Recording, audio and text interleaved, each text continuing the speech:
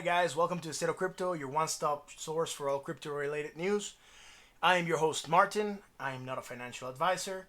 This is all for education and entertainment purposes only, so please do your own research before purchasing any crypto or crypto-related asset.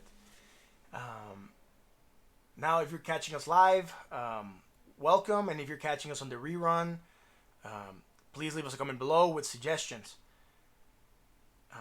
If you like what we do, subscribe, hit that like button and that bell so you're notified when we go live. And if you want to keep on chatting with us once the stream is done, you can catch up with us at our Discord. Now, on to crypto news. During the Backed Digital Asset Conference, CryptoMom Hester Pierce, commissioner for the SEC, stated that we need to allow people that are interested in this space to be involved with it in a way that is within the regulated framework.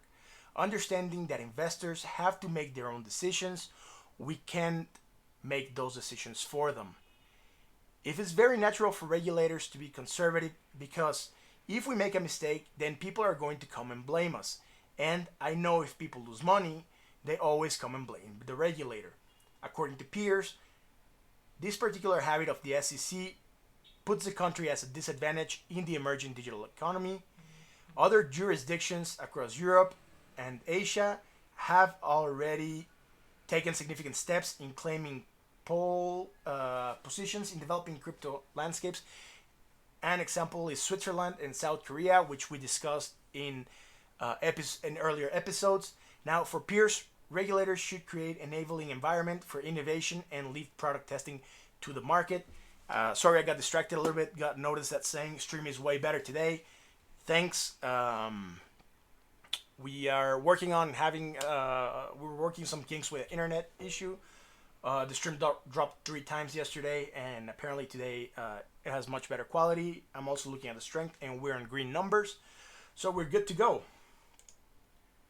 Now, on to some short point news. Her Majesty's Revenues and Customs, the British Tax Authority, is pursuing cryptocurrency exchanges to reveal customers' names and transaction histories in a bid to claw back unpaid taxes. Now, this move is similar to what has been done by the IRS and what other governments are doing. Also, in other short news, Venezuela has this total economic embargo imposed by President Trump on August 5th. This embargo has resulted in Bitcoin prices trading at a premium of almost $1,000 on the peer-to-peer platform, Local Bitcoins. And other quick news also, Facebook hired Susan Zook, the former AD to the chairman of the U.S. Senate Banking Committee, Mike Crapo, to lobby for Libra. According to reports, Facebook spent more than $7.5 million on lobbying efforts this year alone. And those are some very quick pointers that I wanted to go over. If they're of interest to you, the links are in the description. But right now we're going to move on to other news as we have a lot of ground to cover today. Now, the talks on North Korea shutting down their nuclear weapons program could be going downhill, as it has been reported by the UN that North Korea has been using cyber attacks on banks and cryptocurrency exchanges to steal an estimate of $2 billion. Now, the confidential report was seen by Reuters, and it claims that North Korea has been using the money to fund its weapons program. The report states that North Korea has been launching increasingly sophisticated attacks to steal funds from financial institutions and cryptocurrency exchanges to generate income, as well as using cyberspace to launder the money. Now, what do you guys think President Trump, or how do you guys think President Trump will react to this news, seeing that he has met at least 3 times with Kim Jong-un to discuss the shutting down of the North Korea nuclear program? We know that sometimes his Twitter gets a little bit heated. So what do you guys think he's going to do? How do you think he's going to react? Please comment below. And also, do you guys think exchanges should take, or do you think exchanges are taking enough steps to battle the increased hacker attacks that they have been receiving? Apparently a lot of exchanges have been under attack lately. We read an article about that yesterday or 2 days ago, which apparently was a lot of FUD. But, we do know that the exchanges are being attacked. Now, this article does give us more sustent on what we reported earlier. And moving on to something else, this article says fraud alert, but I think it's of some interest to some people because after hearing the news of the letter sent by the IRS, which were about approximately 10,000 letters to people that were holding crypto that have not yet declared their gains, scammers are now sending fake notices to taxpayers to swindle them. Apparently, they have replicated the letters as close as possible, which is why people are falling for the trap. And the letters often come with a threat from the IRS lien, wherein the tax agency has legal claim to the property of the concerned individual. The letter may come with a levy based on fake delinquent taxes owned to an agency called the Bureau of Tax Enforcement. But please note that this article states that no agency goes by that name in the US. So guys, take notice in case you haven't received these letters. Don't fall for these traps. It could be a scam, though. Check with someone that you trust, maybe your accountant, and see if those letters are real. Now, in another one, the cryptocurrency lending startup BlockFi raised 18.3 million during a Series A funding round, which was led by Peter Thiel's Valar, Mike Novograd's Galaxy Digital, Winklevoss Capital, and Consensus, amongst others. Now, I think that's a really quick news that we wanted to develop. The article doesn't cover too much information regarding the startup. The money the startup raised. That's why we just went really briefly into it. Now, amidst escalating tensions between the U.S. and China, now the U.S. Has moved to designate China as a currency manipulator, which is probably going to deteriorate more the bilateral relationship that they're having. And China is pushing back against the U.S. claims that is manipulating currency to gain a competitive trade advantage, and is accusing the U.S. of escalating the trade war. Now, the People's Bank of China Governor Ji Yang stated that as a responsible big country, China will abide by the spirit of the G20 Leaders Summit on the exchange rate issue, adhere to the market-determined exchange rate system, not engage in competitive devaluation, and not use the exchange rate for competitive purposes, and will also not use the exchange rate as a tool to deal with external disturbances such as trade disputes. Now, stocks bounced back today, and this might be the reason that we're seeing the total market cap from crypto decrease. What do you guys think? What do you guys think is going to happen with this trade war? Do you guys think it's going to keep on escalating? Do you guys think it's going to get out of control? Is it going to send us into economic chaos and everyone's going to go on seeking refuge onto Bitcoin? As we stated yesterday, people are considering Bitcoin and other currencies as safe havens. Do let us know in the comment. Now on to market cap. Yesterday, we closed, which was 2 hours ago, yesterday closing, happened at 295.22 billion, which is down 2.90% from the prior day. And right now, total market cap is sitting at 297.5, which is 0.79% up. And onto Bitcoin dominance.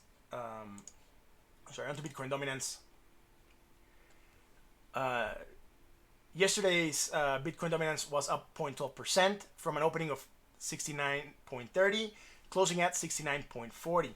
Now with Bitcoin still dominating right now at 69.50, which is up 0.15%. And let's see where the day takes us. On to Bitcoin news. Bitcoin holders in Israel are unable to pay their taxes because banks don't want to get involved, and several banks are not accepting the check deposit gains from cryptocurrency investments. Now, a guy named Ron Glass, and let me go to the article real quick. A guy named Ron Glass said that the tax authority is aware of the problem, but they said the ball is not in their court. That he has tried working with almost all the banks, but the minute they hear Bitcoin, they freeze up. Now, while I guess it would be nice to not be able to pay your taxes, because you could always say that the banks are not accepting your payment, the not having the money into the local accounts is causing many crypto investors to have heavy liens placed on their accounts. It could be an issue. Now imagine you were sitting here in the US and you want to go pay or declare your taxes to the IRS, and all of a sudden you cannot pay that because, I don't know, they just say, the bank says, I don't want to have anything to do with crypto, you know. it could create a problem. You're catched in between you're catched in the middle, right? You can't do anything. You want to pay, but you can't. You declare them, but now you cannot perform, and now you're gonna have more penalties applied to you because of that. Big problem. Now let's go really quick onto the Bitcoin chart. We can see that Bitcoin briefly went out of this downsloping trend that we had marked, touched our resistance at around 12,354 and was rejected, falling back into this upsloping channel within this main down trend that we're in.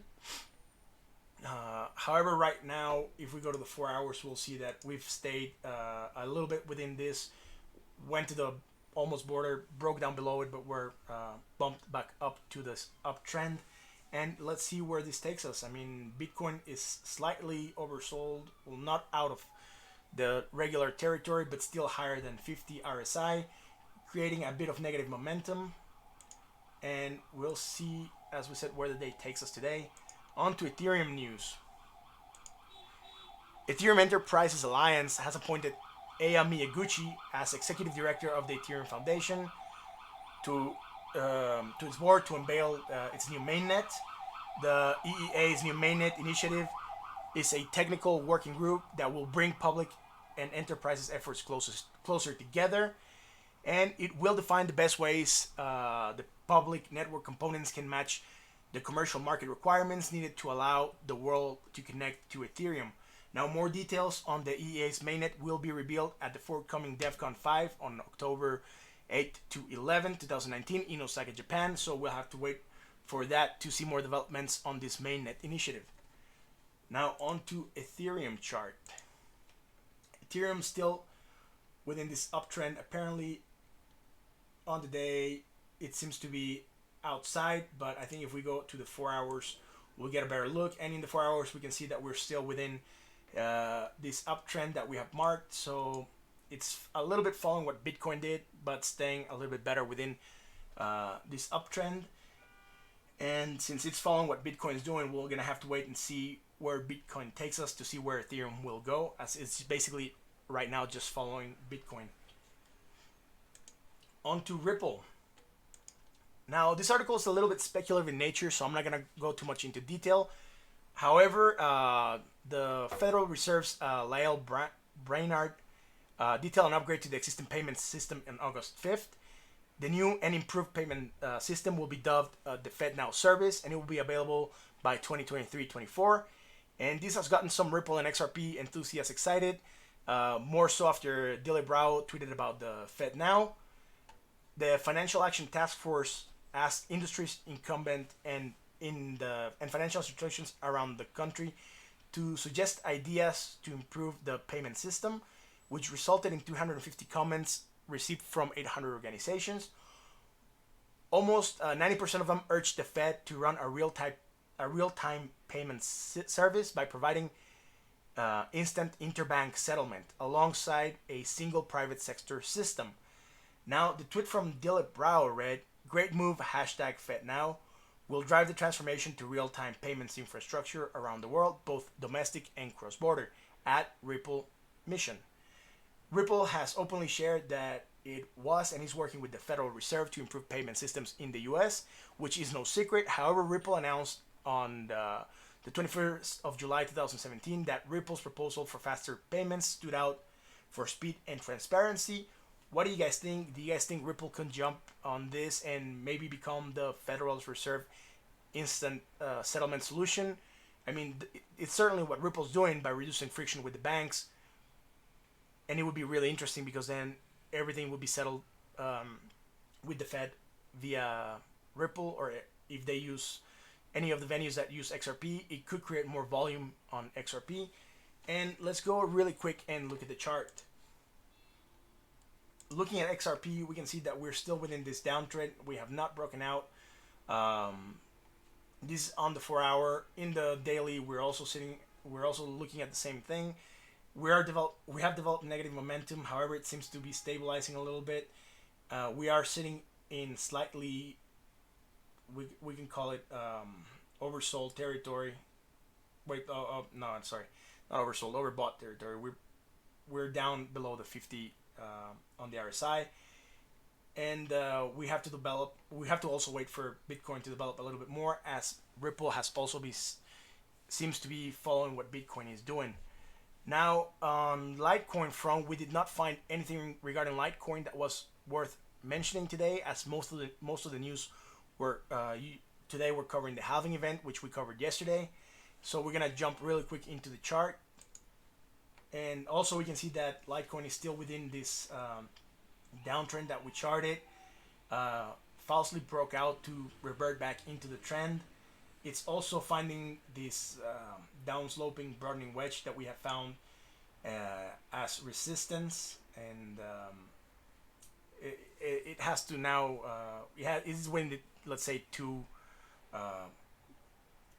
trends that we have marked as downsloping. We have to see what Bitcoin does for Litecoin to develop a little bit more. However, we're also sitting below the 50 RSI, and we have also developed negative momentum, which seems to also be stabilizing and could turn us into higher highs if Bitcoin goes higher. Now on to Binance news. Now, the hackers that earlier this year managed to breach Binance security and steal over 6,000 Bitcoin are reportedly selling it through popular exchanges. And according to data from blockchain analytics CoinFirm, the hackers have been testing the waters on various exchanges, including Kraken, Huboy, and CoinGate. Most of the cryptocurrency exchanges reacted to the incident by blacklisting the addresses associated with the stolen funds. And CoinFirm's co-founder, CMO Grant Blaisdell, provided the news outlet with data that showed the hackers moved 5.98 Bitcoin to Kraken, 0.12 Bitcoin to Huboy, and 0.29 Bitcoin to Luno, as well as smaller amounts to other exchanges to see if the funds would be frozen. I'm glad that some exchanges have taken steps to blacklist these addresses and make it harder for these hackers to sell the Bitcoin. However, and if we remember the article we mentioned earlier today, North Korea was attacking and stealing money from crypto exchanges, which could turn out to be an outlet for these hackers to sell Bitcoin to North Korea, and then somehow North Korea turn it again into cash to keep on financing their weapons of mass destruction, their nuclear weapons program. Now let's look really quick at the Binance chart. Binance is still within this downsloping wedge. I think we can see it better in the daily. That's downsloping wedge, and we found that we could also draw a trend line starting on May 11th, which would also give us some sort of triangle. However, I believe more that we're within this wedge, which could prop us up to higher prices, seeing that we're right now developing a little bit of positive momentum, and we're sitting a little bit below 50 on the RSI, which could really be helpful to get some propulsion to get higher prices on Binance. Guys, that's what about the halving event for Litecoin? What's that halving event for Litecoin about? Okay, the halving event for Litecoin happened yesterday, and it basically reduced the amount of Litecoin that miners would get for mining the Litecoin, which in turn would make it harder. It made it harder to mine, and miners are gonna get half of what they were getting. So now they're gonna have to earn double to keep up with the cost that they already had. And if the price of Litecoin doesn't go up to double, then we might see some discouraged miners, as it might not be so beneficial for them to mine Litecoin if their electricity costs are higher than what they're making.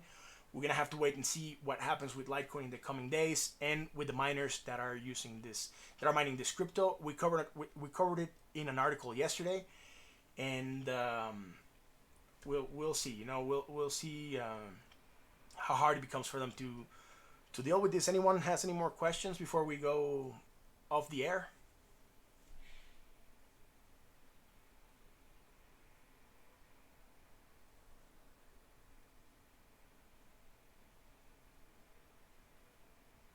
Okay, well, we're gonna go off the air, guys. If you have any more questions, please leave them in the comments below.